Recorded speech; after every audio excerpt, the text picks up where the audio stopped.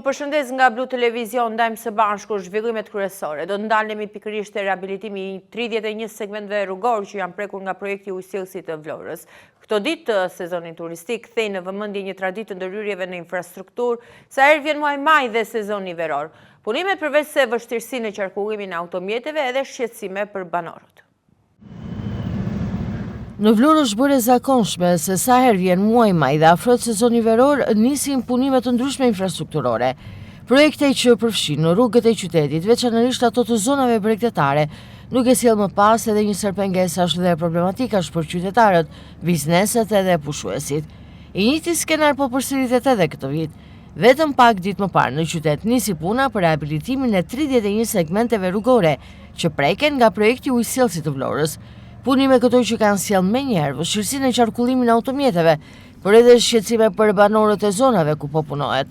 Për shkak se punimet lihen të kryhen në kohën kur Vlora pret më shumë pushues, gjatë dielës qyteti është zhytur në trafik. Bllokim ka pasur gjithashtu në akset pranë Bregdetit.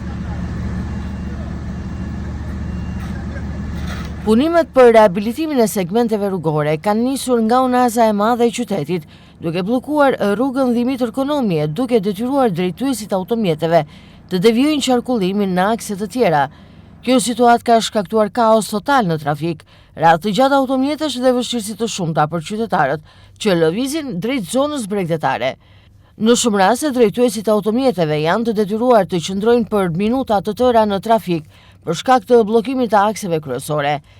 Ndërkohë policia rrugore ka qenë në teren në akset pranë Bregdetit për të menaxhuar situatën, por fluksi i lartë i automjeteve, si dhe mungesa e alternativave për qarkullim, e ka bërë situatën pothuajse të pamenaxhueshme. Ndërkohë për Blu Televizion, përfaqësues të Bashkisë së Vlorës deklaruan me garanci se afati i fundit për asfaltimin e segmenteve rrugor do të ishte data 15 maj. Duket se ky sezon veror do ta gjejë Vlorën sërish mes trafikut të rënduar, kaosit, plurit, zhurmave, rrugëve të bllokuara dhe punimeve të paplanifikuara, duke krijuar jo pak vështirësi si për banorët, ashtu edhe për turistët që zgjedhin qytetin bregdetar për të kaluar pushimet e tyre. Situata lë një shihet të hidhur për çdo turist dhe ndikon negativisht në imazhin e qytetit. Nënkontraktorët e firmës Magbo vijojnë protestën përpara kantierit të aeroportit të Vlorës. Edhe këtë të nënkontraktorët nuk janë lejuar të hyjnë në brendësi të kantierit nga forcat e sigurisë dhe efektivet e policisë. Sipas tyre brenda ndodhen ende jo vetëm mjetet e punës, por dhe sendet e tyre personale të cilat nuk kanë arritur të tërheqin. Nënkontraktorët e firmës Mapco vijojnë protestën tashmë prej rreth një jave përpara kantierit të aeroportit të Vlorës. Edhe këtë të hënë, nënkontraktorët nuk janë lejuar të hyjnë në brendësi të kantierit, ndërsa përpara ambienteve vijojnë të qëndrojnë forcat e sigurisë dhe efektivet e policisë, të cilët nuk lejojnë punonjësit të futen në zonën e punimeve. Vetë nënkontraktorët kanë vijuar protestën paqësore ndërsa janë ende në pritje të vendimit të gjykatës lidhur me situatën e krijuar. Ata shprehen se punimet e tyre janë kryer në masën rreth 90%, ndërsa ka mbetur shumë pak për të dorëzuar plotësisht. Për një javë, ata nuk lejojnë të hyjnë në kantier dhe deklarojnë se brenda ndodhen ende jo vetëm mjetet e punës, por dhe sendet e tyre personale, të cilat nuk kanë arritur t'i tërheqin. Nënkontraktorët theksojnë se do të vijojnë protestën, pasi pretendojnë se kanë mbetur të papaguar për punën e kryer gjatë 2 muajve të fundit. Ne jemi pllakashtrues. Kemi marrë direkt, jemi kontraktor me Mabetexin, edhe kërkojmë domethënë nga ana jonë mos bllokojnë punimet të pak ndaj në momentin që të përfundojnë. Nuk kishim shumë punë aty, maksimumi 10 ditë përfundonim çdo gjë nga ana jonë domethënë si pllakashtrues. Të mbyllim situacionet, se problemi është te situacionet, ne kemi bërë gjithat punë, nuk kemi marrë lekët. Duam domethënë që të na jepet një afat kohor më i gjatë, që të mbarojmë dhe punën, të mbyllim dhe punën dhe të marrim dhe pagesat tona, sepse kemi dhe materialet tona aty. Kemi veglat.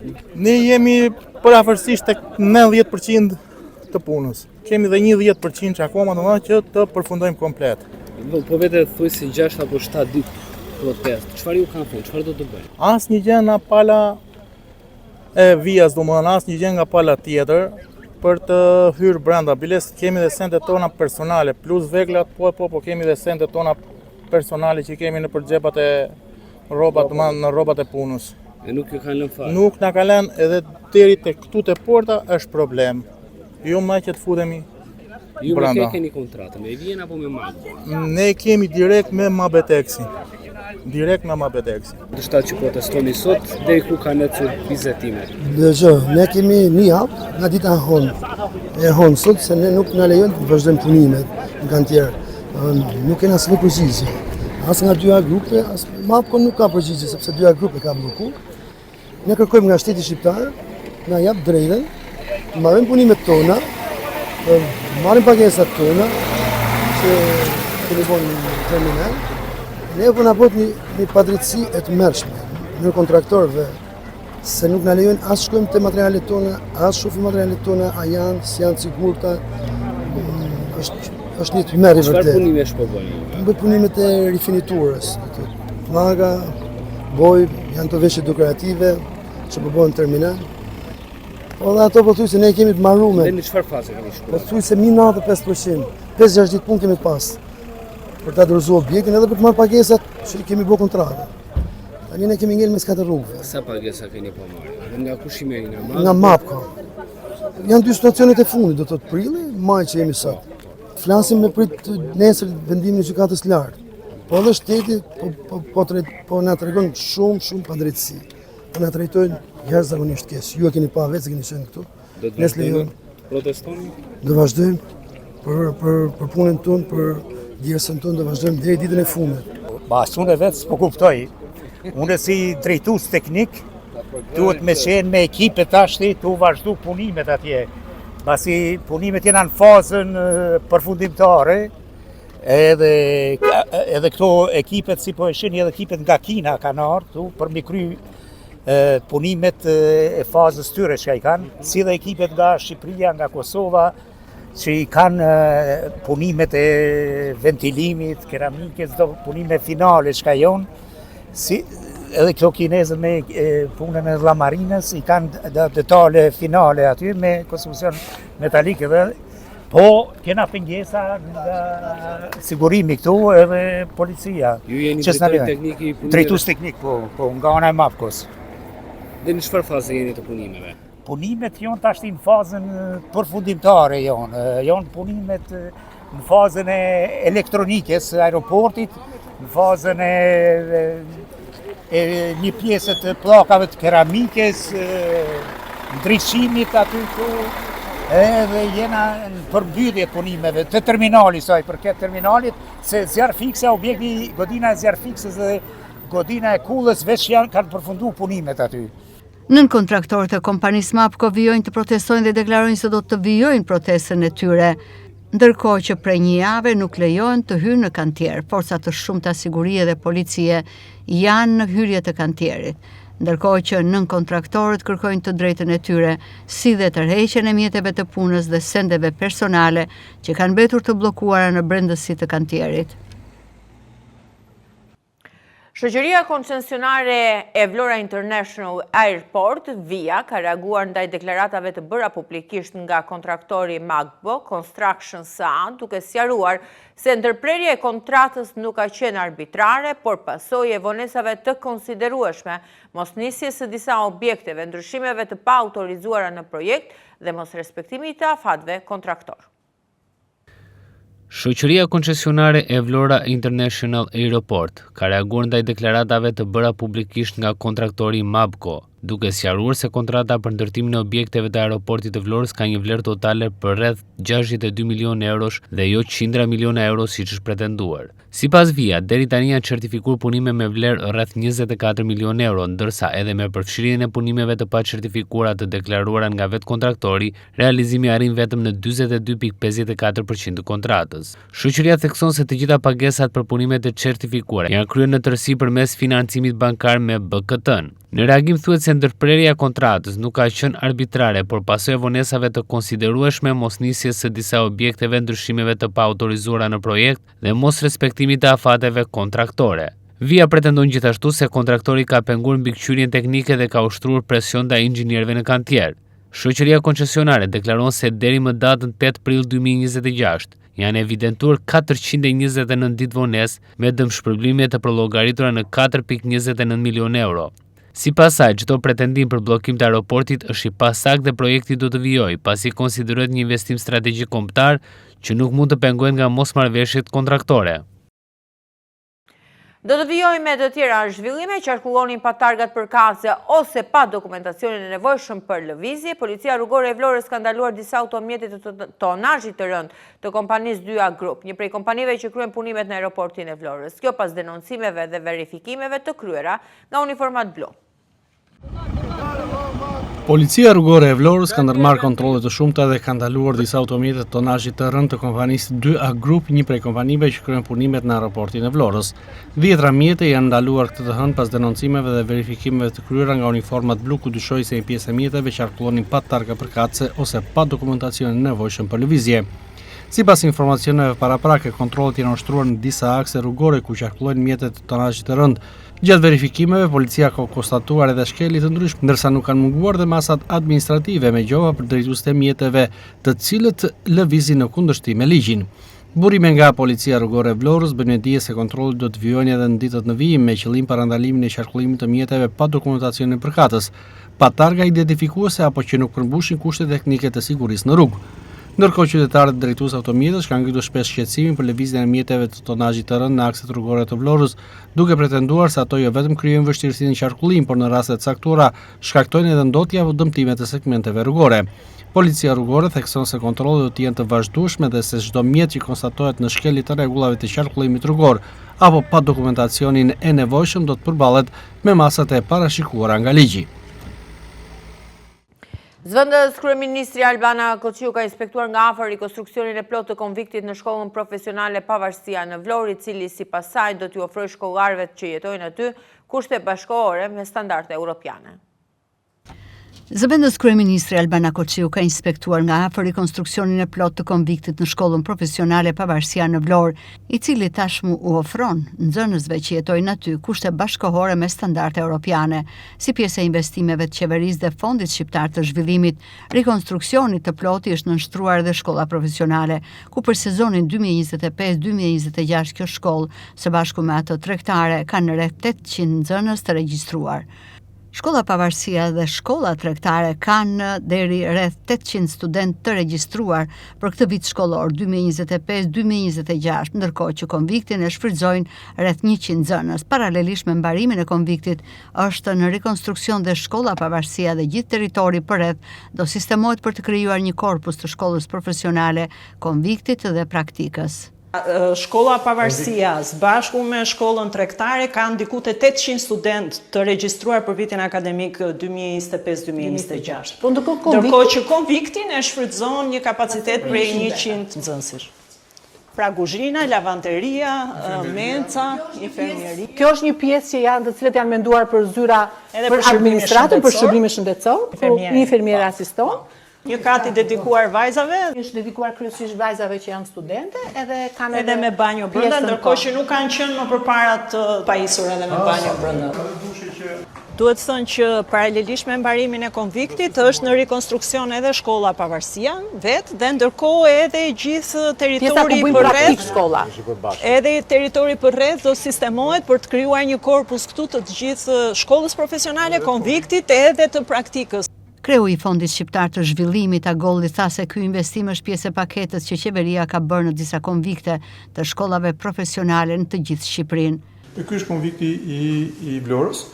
Konvikti janë të gjitha pjesë të një ndërhyrje që ashtu siç kryeministri ka thënë, të një standardi shumë të lartë, duke filluar që nga godinat që janë të gjitha me eficiencë të lartë energjie, sistem veshje kapot, të mbuluar me panele fotovoltaike, duke kthyer praktikisht pothuajse të papërfitshme dhe konsumin e energjisë që rrit dhe qëndrueshmërinë e objekteve, ndërkohë që janë përveç ndërhyrjes në infrastrukturë janë dhe të mobiluara dhe janë të gatshme për tu akomoduar studentët. Godina është 3 katëse me dhoma dyshe, me banjo brenda.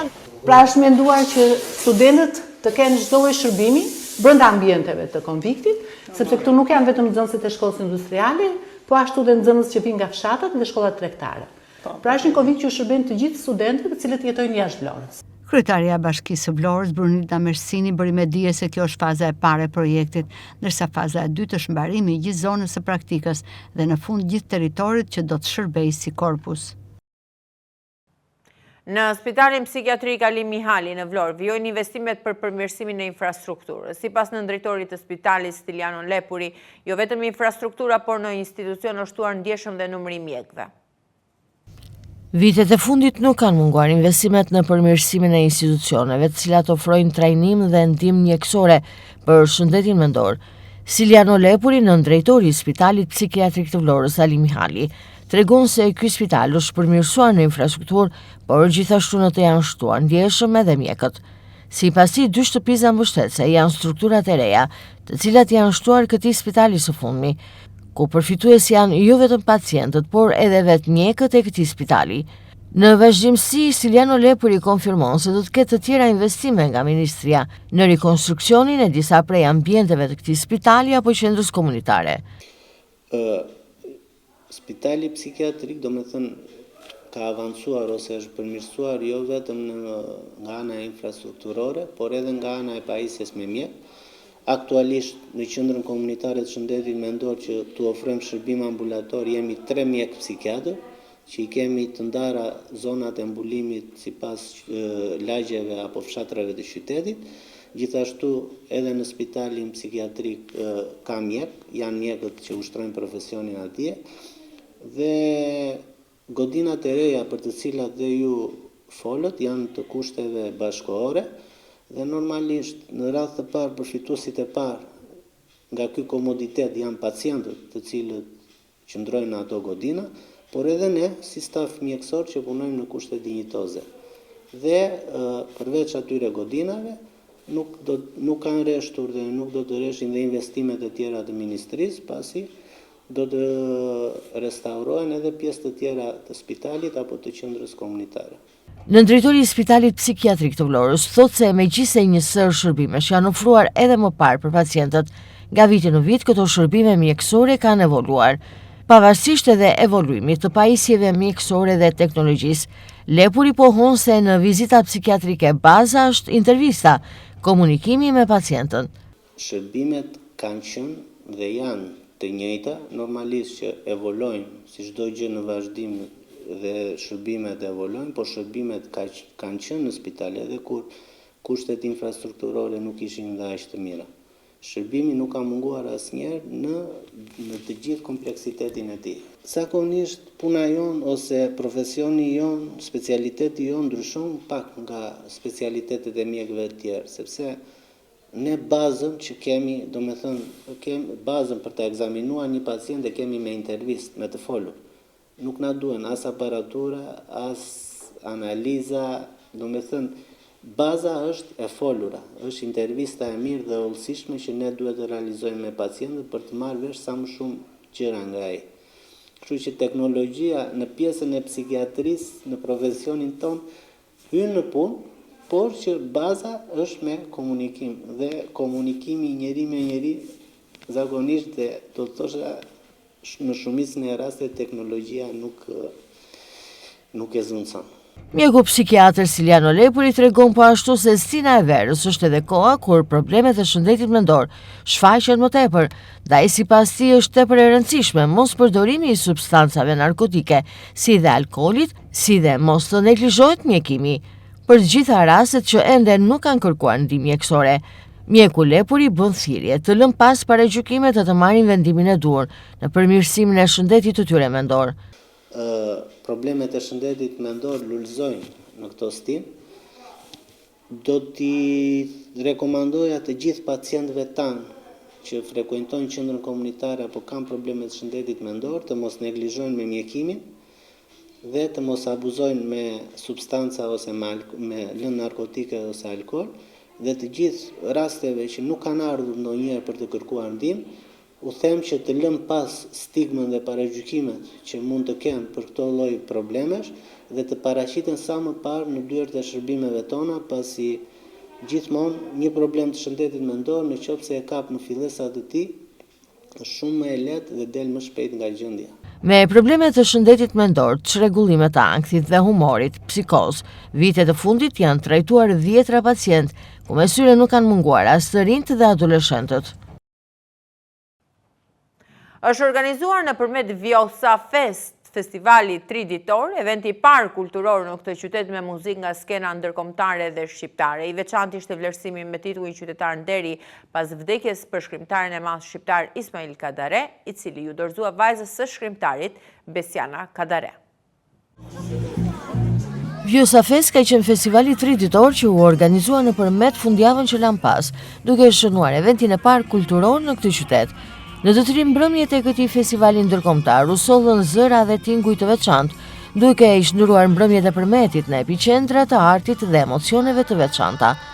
Muzikë nga skena ndërkombëtare dhe shqiptare u takuan në 3 mbrëmjet në qytetin e përmetit, e në këto net u përjetuan interpretime të veçanta nga emra të dëgjuar të muzikës shqiptare, asaj kontemporane, folklorike e klasike. Ajo që ka bëri të veçantë një prej mbrëmjeve të këtij eventi që shënon dhe edicionin e dytë, ishte vlerësimi me titullin Qytetar Nderi pas vdekjes për shkrimtarin e madh shqiptar Ismail Kadare. Ishte iniciative e Këshillit Bashkiak të Përmetit që të vlerësoi Kadaren me këtë titull të lartë. Titulli ju dorëzua të bijës së Kadares. Këshilli Bashkiak i Përmetit me vendimin numër 23 të atetit 3/3/2023 i ka akorduar titullin Qytetar Nderi i Përmetit Ismail Kadares si shenjë mirënjohje dhe respekti të tem për gjithçka që i dha kulturës shqiptare dhe identitetit tonë kombëtar. Dorëzojmë çmimin me shumë dashuri. Përmësisht për këtë nderim që i bëni babait tim. Përmeti është një qytet që njeh vlerën e kujtesës dhe të kulturës dhe ndoshta pikërisht për këtë arsye ky titull ka një domethënie të veçantë. Përmeti i Vjosës, i trëndafilave, i vlezërve Prashri, i sazeve dhe i usta Laver Bariut. Qyteti mikpritjes, i klikove, i kuzhinës së mrekullueshme dhe i dollive që zgjasin më shumë se darka vet. Vjosa Fest mblodhi me qindra banor të përmetit e zonës përreth, por edhe turistë huaj të cilët vlerësuan këtë aktivitet që vitalizon kulturën, por edhe shton frekuencën turistike.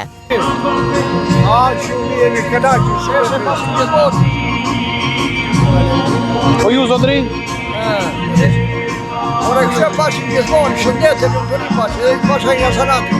Nga ana e tij, organizatori i Vjosa Fest Blendimane bëri të ditur se Vjosa Fest tashmë po fiton mjaft popularitet tek banorët e përmetit, aq shumë sa që kanë sfiduar madje edhe kushtet atmosferike në këto ditë duke dalë e duke shndruar jo vetëm në spektator, por edhe pjesëmarrës në spektakël. Edicioni 2 i Festivalit Ndërkombëtar Vjosart nisur udhëtimi nga përmeti. Këtë vit kemi gati 200 artistë nga vende të ndryshme, natyrisht dhe artistë përmetar dhe shqiptar. Është një edicion special sepse i kushtohet mbrojtjes së mjedisit dhe ndërthurjes me artin dhe kulturën.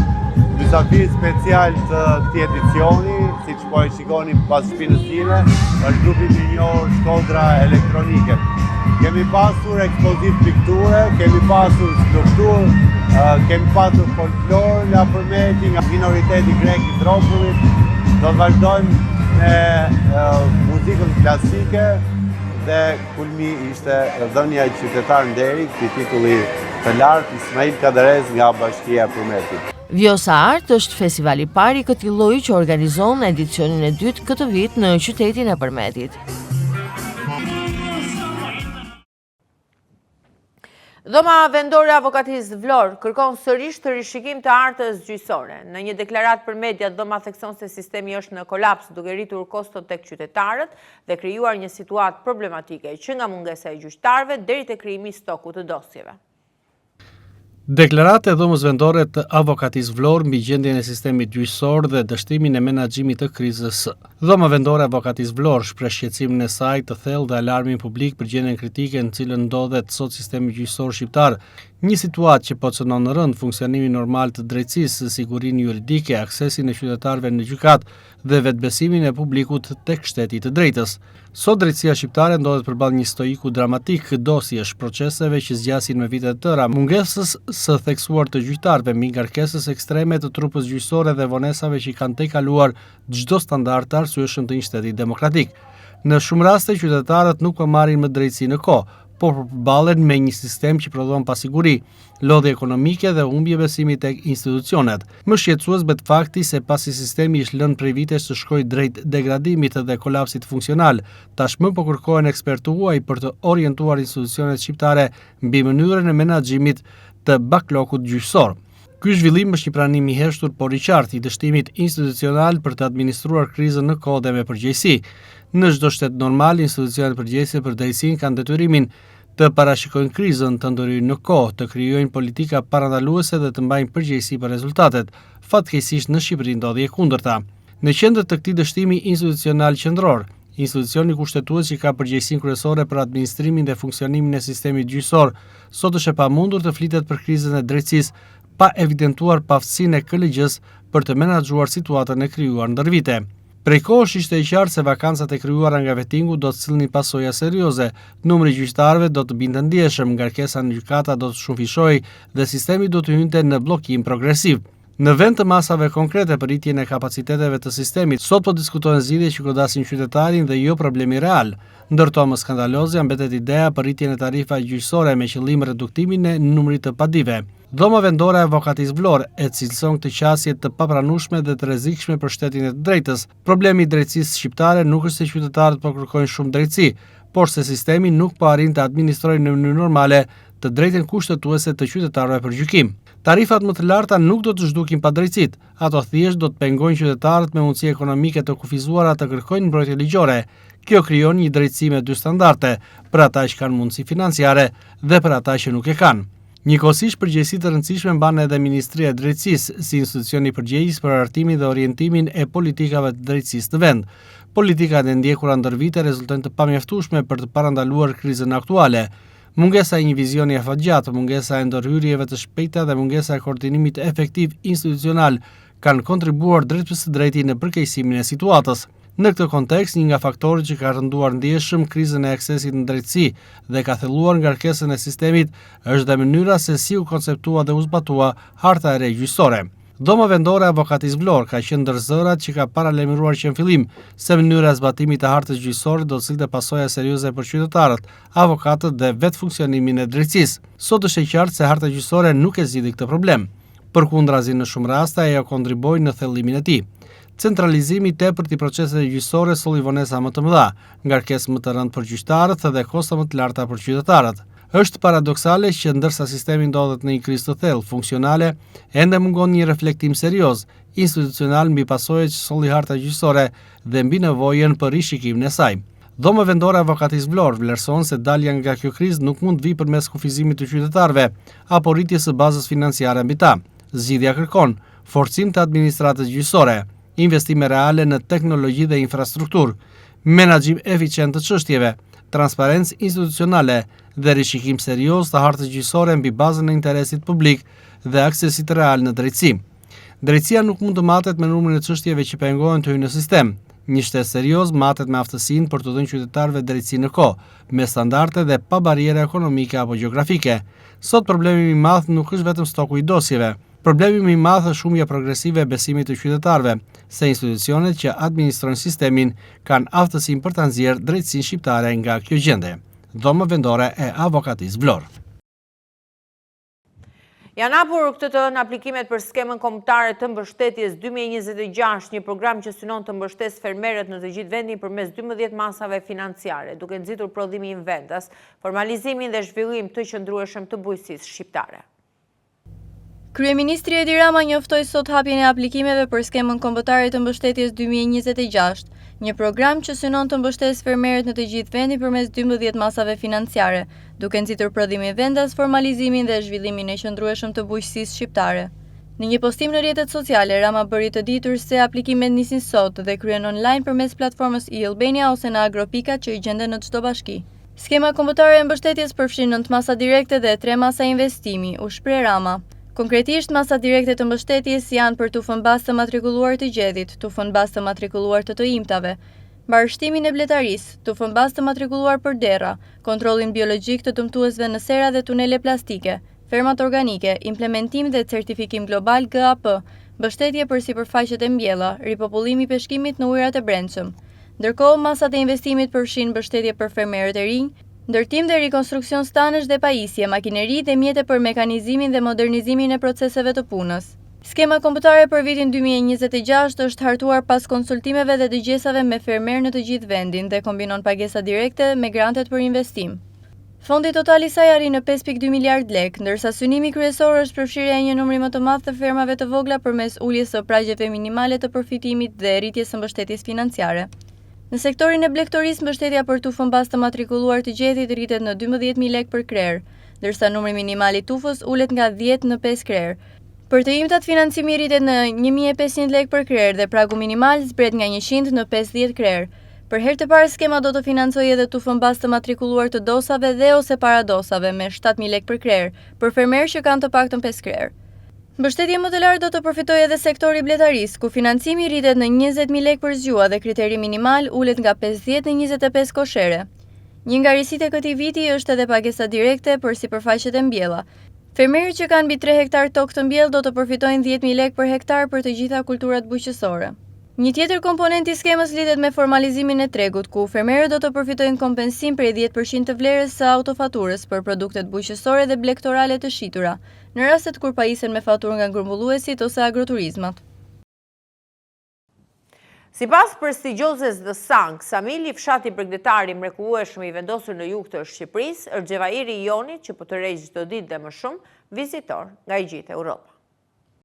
I quajtur Maldivet e Evropës, destinacioni ekonomik me diell ku bira kushton vetëm 2 euro, ofron plazhe maknice, temperatura 28 gradë Celsius si dhe fluturime me Ryanair që nisin nga 70 euro, sipas The Sun. Ksamili është një fshat bregdetar i mrekullueshëm i vendosur në jug të Shqipërisë. Muaji më i nxehtë i vitit në Ksamil është korriku, ndërsa temperaturat arrin në 28 gradë Celsius, duke kthyer zonën në një destinacion ideal për adhuruesit e diellit. Qyteti shtrihet përgjatë detit jon dhe ofron një kombinim breslënës të bukurive natyrore, ujrave të kristalta të pastra dhe jetës së natës plot gjallëri. I njohur për atmosferën e qetë, Ksamili konsiderohet shpesh si një nga vendet më të bukura të Rivierës shqiptare. Sipas The Sun, qoftë për udhëtime solo, pushime familjare apo çifte, Ksamili ofron diçka për të gjithë, nga ditët relaksuese në plazh deri tek festat verore që zgjasin gjatë gjithë natës. Plazhi kryesor i Ksamilit është një destinacion i preferuar nga turistët, falë rërës së bardhë të butë dhe ujrave të cekta të qeta, ideale për familjet.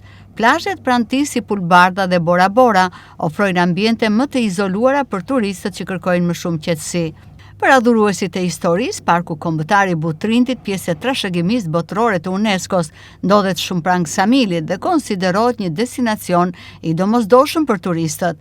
Parku përmban rënoja antike greke dhe romake, përfshin një amfiteatër të ruajtur shumë mirë, tempuj dhe një urë romake për turistët që dëshirojnë të eksplorojnë më tej.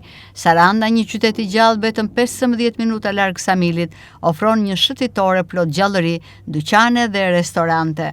Për adhuruesit e natyrës, qafa e Llogoras ndodhet vetëm 20 minuta larg me makinë nga Ksamili dhe ofron pamje spektakolare të Rivierës shqiptare, ideale për ecjen në natyrë dhe ciklizëm malor. Për më tepër, qyteti organizon çdo vit festivalin veror të Ksamilit, i cili promovon kulturën lokale përmes muzikës dhe gastronomisë. Ju falenderoj për vëmendjen, mirupafshim.